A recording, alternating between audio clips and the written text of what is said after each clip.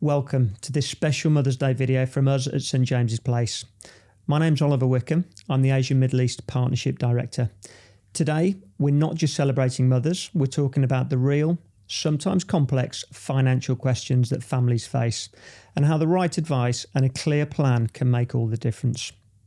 We know life gets busy and it can be tough to talk about money openly, but we believe those conversations are essential. Having a plan, sharing it with your partner and knowing what's possible is one of the most empowering things you can do for your future and for your children. Joining me today is the amazing Alexis Livanes, a seasoned financial advisor with St James's Place, a mother of two, and someone who understands firsthand the financial journey that so many women and families are on. Alexis, it's great to have you here. Can we perhaps start just by kicking off with you telling us a little bit about yourself? Thanks, Oliver. It's really great to be here. And this is a subject that I'm really passionate about. Like you mentioned, I've got two young daughters. So I feel like as we go through this recording, I'm going to be able to relate to a lot of the different emotions and feelings. Yeah. So my background is I've been a financial advisor for the last 20 years. Originally started in the UK and was very fortunate to be able to carry on in Australia. And I moved there in 2008. And another opportunity came up and I ended up in Singapore in 2019. Right, so 6 years now. Yes, yeah. Time flies. Really does. So tell me a little bit about, before we dive into the questions, who are the typical clients that you work with and add the most value to? I feel like my typical client is actually myself. So born in one country, an opportunity came up, grabbed it, moved to another country, and then another opportunity came up. So I've collected different assets in all of the different countries. I've got parents living in one jurisdiction and I'm in another. So I feel with those clients, I can really relate and help them on that journey. And that word relate there, I always think is such an important word, because people relate to people they like and can trust. And financial planning and advice is not a transaction, is it? This is long-term relationships. So you're looking at working with people, not just for today, I suppose, but for the next 5, 10, 25 years. Absolutely. Yeah. Okay, so if we get into some questions, motherhood obviously brings a huge shift in priorities for people.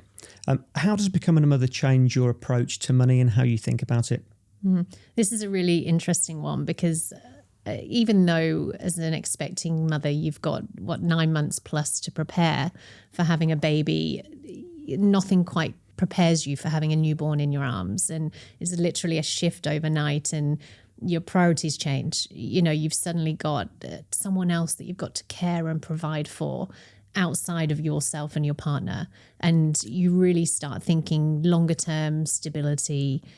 Money becomes very different and the feelings around it. And I think money is much more related to love and how you can provide for your children. Okay. But you mentioned, things start moving really quickly and there's a lot going on around you, particularly when you're a new mother. It sounded like what you described there was almost years of reflection looking back. Am I right there? Or when do you realise that it's actually about looking for the long term? Yeah, I think it definitely is years of reflection. And, having children yourself, when you have newborns, you're just surviving. Remember it well. You're just getting through the day. And it's only until you kind of take yourself out of that point in time that you can reflect and think, actually, maybe I was so desperate to get back to work, not only for the connection with colleagues, but actually because I wanted to get back and earn money, because I've got a rhyme and reason to do it now. Yeah, there's a drive, there's a reason why. Yeah. To get you out of bed in the morning. Absolutely. So also in our generation, we've spoken a lot recently about, but perhaps our viewers won't be aware of the sandwich generation, where you've got adults, so you've got parents that you're perhaps supporting, and then you've also got your children. What does that mean to you? Perhaps you could expand a bit on what the sandwich generation is and how that impacts you. Yeah, so this is really interesting, and it's a concept that has come about, I guess, from about the 1980s. 1990s, early 2000s, it really started to pick up speed. And it's basically saying that we know there is a sandwich generation, that due to people living longer, people having children later, the economic environment, there will be a point typically between 35 and 50 where you are not only looking after your own children, but you're looking after older relatives too. Okay. And what this means is, and I was reading a statistic actually earlier, that outside of your full-time role, you typically might spend 22 hours looking after older relatives plus 28 hours looking after your own children. Wow. When does that reduce from 28 hours? I don't know. If someone could tell me. But actually, the more interesting one for me there, as you say that stat, 22 hours on looking after older relatives. Yeah. And we talk a lot more and we hear about people living longer and longer, medical care getting better and better. We talk about the 100-year life. Do you think people are really prepared for that and to potentially live that long? No, I don't actually. And it's always a really interesting conversation because when you map it out with clients, I think there's almost an element being jovial around it, saying, oh, don't worry, I'm not going to live to 100. Or if I do, I'll work it out. But the reality is that, it can be a very costly time in your life because you may need extra care. You can't stay in your own family home. And then this whole sandwich generation then takes off. And what I mean by that is that the children are then thinking, how am I actually going to care for my aged parents who may be in a different country? And actually, they may need financial support, but I'm only really just getting by here. Yeah. And it can cause an awful lot of emotional anxiety, in that phase of life. It's difficult, isn't it? There's clearly lots of challenges and lots of challenges that are really visible that many of us are going through. What are some of the perhaps unspoken challenges that particularly mothers might face as they're going through life? Yeah, so when I kind of draw on my own experiences, I've worked from a very young age. Definitely when I was growing up, you had a part-time job. Every summer holidays you were doing something and you were earning money. And you kind of got to that end of the week and, you're so excited to get that paycheck and there was your freedom. And I think when you go on maternity leave, it's like an unspoken thing that you miss that monthly income. And it's not just about the money. It's about the independence it gives you. So suddenly then to not have that, and not only from a money point of view, you miss the community at work. You miss your colleagues. And suddenly you have a new baby and you feel like you're not connected to anything. So there's an awful lot of emotional change that happens in that phase. And if we flip to, the parent that's gone back to work, the breadwinner, I think we also underestimate the amount of financial burden that has on that one person. They leave the baby, after a couple of weeks, they're back into work. They're probably sleep deprived, they're stressed, they're worried about money. There could be things going on at work. And often when I see clients, it's the person that's gone back to work that we need to think about and start having some conversations with as well. And you're missing some magic moments as well, I suppose. Yeah. I remember some of those things all too well as well. You mentioned from a mother's perspective to what sound like fairly significant challenges there that I obviously haven't experienced, but the one of them you mentioned was not having a regular income coming in that was your own, so to speak, and you're relying on your partner. Yes. And also the lack of community or potentially missed community. I'm sure there's many people out there listening, watching this that are feeling the same thing. Have you got any advice around those? How do you tackle those two challenges? Yeah, I think if we address the money first, I think as much as you and your partner have saved for having a newborn, to not have money in your own bank account, whether it's coming in, on a regular credit or it's savings, I think it's really important as a partnership, as a family, to talk about, actually, while I am on maternity leave, where's the money that we've saved? How is it going to kind of come into my bank account and how am I going to spend it? And it doesn't mean that there's rules around it, but I think when you're out on maternity leave, you want to know that you've got money in your account, you've got freedom to spend that how you wish, and you budget accordingly, but it does give you that financial independence as well. Sounds like you've probably hit on one of the key points there, which is if we look back, talking about money has always been a little bit taboo. People don't like to talk about it. Yeah. And you mentioned they're actually just having a conversation with your partner about money. Yes. And actually having a plan about what's coming in, what needs to go out, prioritising sounds really important. It is. And I think when you're in a partnership, we assume a lot. We assume that the other person is having potentially a better time than you. Yeah. And I think we've just got to simmer it down a little bit and say, actually, can I recognise that actually if I didn't have an income, how would I feel? And vice versa. So it is about having those open conversations and making sure that you're both aligned, because you're both aligned to have children. So let's continue that and keep the clarity going. Yeah, and money challenges can often be a bone of contention in any relationship. So being as open as you can about it, Yes. I'm sure helps. Yeah. There's so many costs, isn't there, when children are involved? What does it cost to bring up a child? I think this is it's a big question and it's very personal to every household. In Singapore, around about $220,000. But again, that's really dependent on your lifestyle, the schooling options for your children. Yeah. Do you have the option to send them to local school, or actually are we looking at private school? And quickly that can accelerate over the years. And we could be looking at a figure up in the 400-500s, which is substantial. And that's even before we've spoken about university or buying helping them on the property ladder. Okay.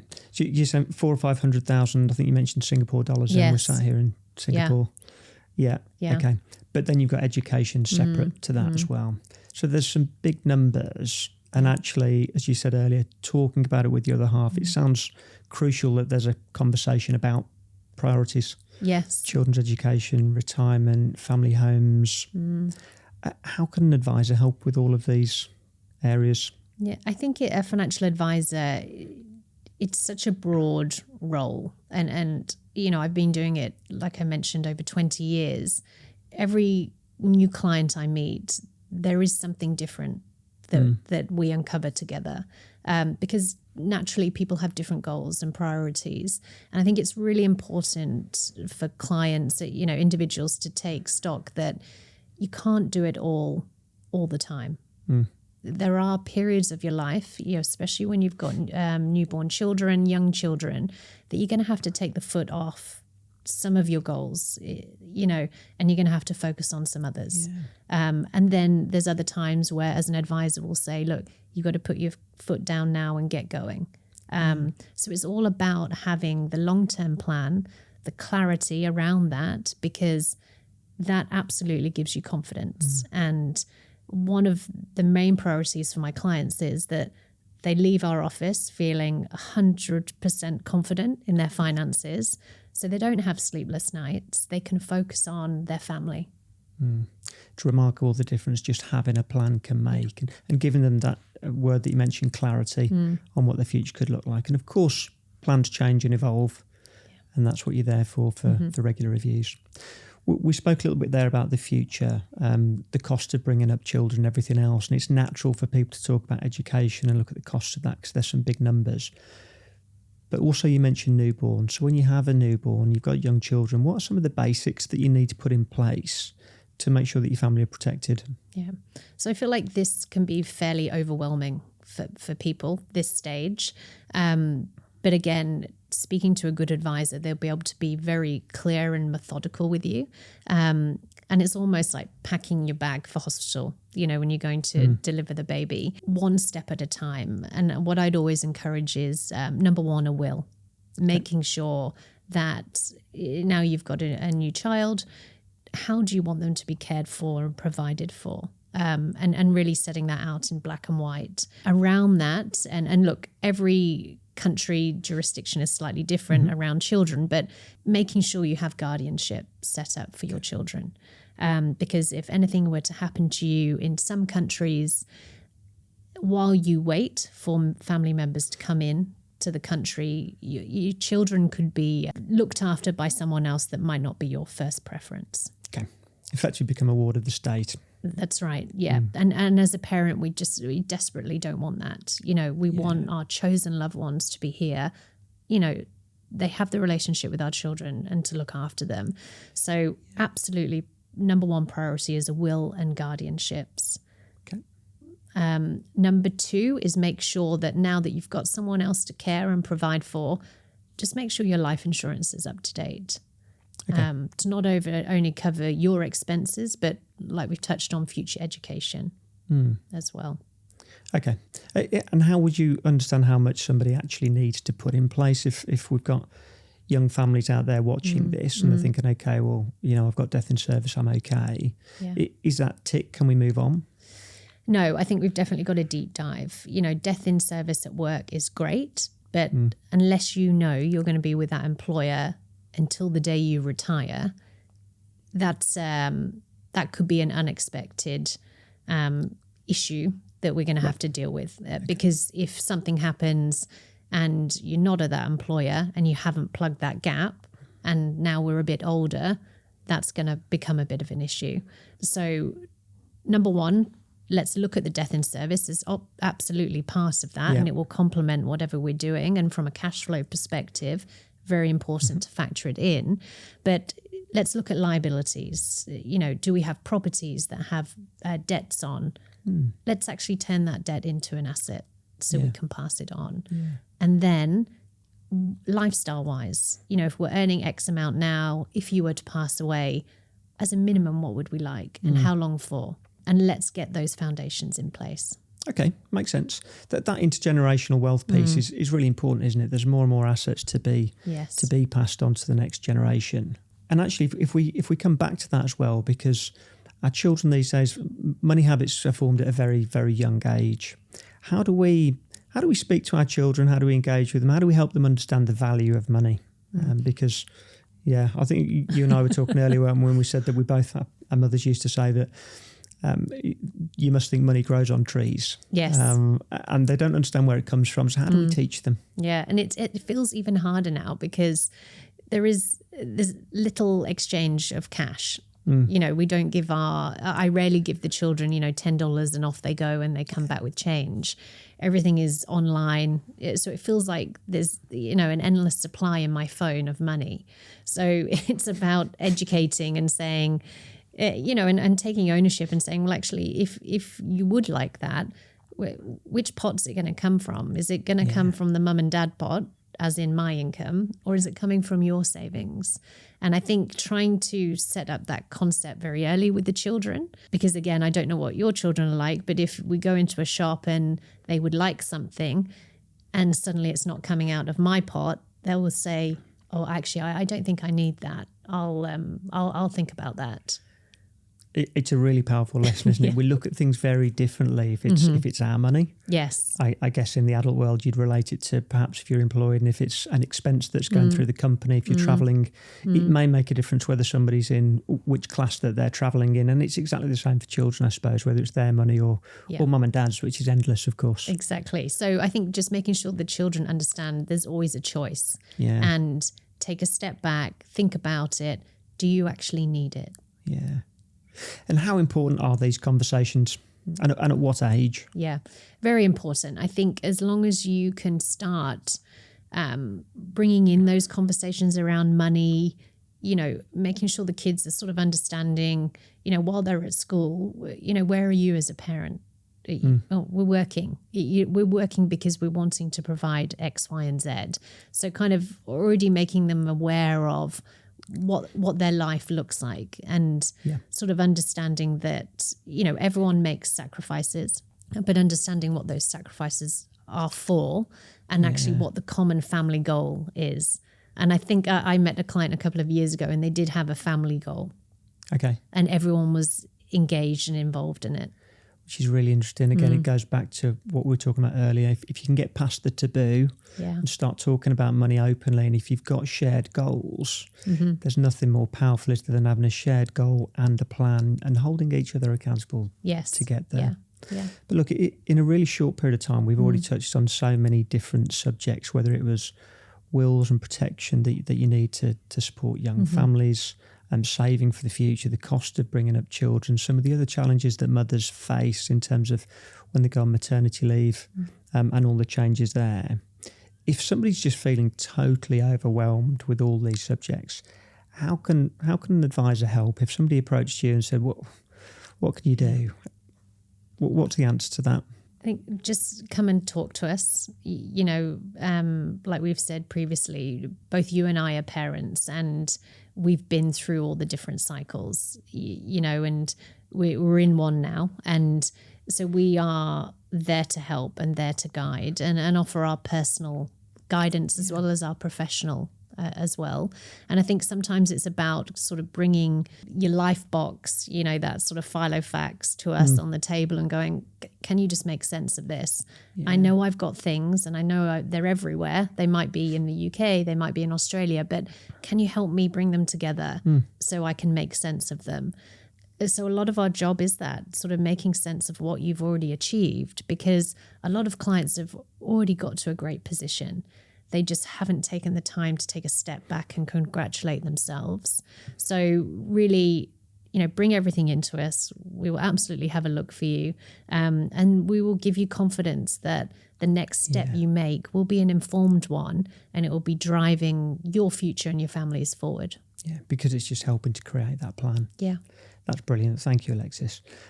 Before we finish, can I just get, for everybody listening, what would be your top 3 tips for mothers out there and families listening to this in terms of first steps that they should take if they're sat thinking, okay, I haven't got a plan. What do I do? I think definitely find people to talk to. And that can be a combination of, your inner circle of friends.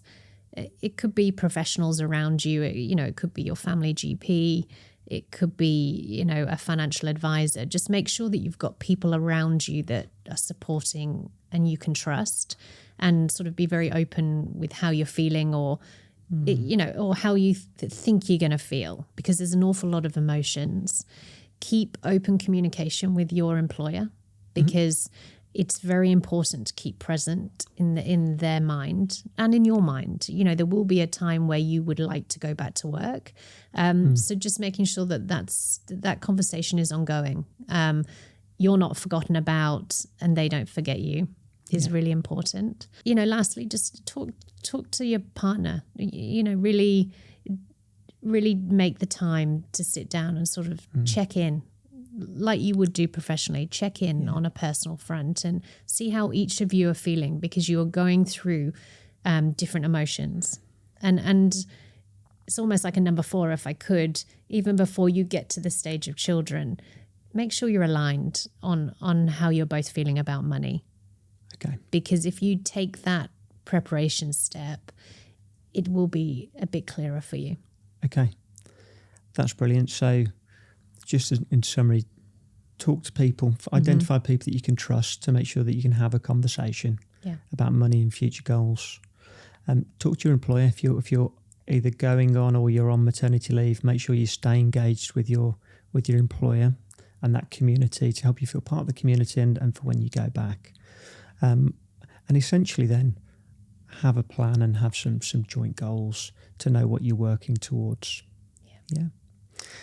Alexis, that's been brilliant. Thank you so much for what was a really powerful and practical conversation. And thank you to all of you for watching. If you're a parent, a partner, or just someone who wants to feel more in control of your financial future, know this.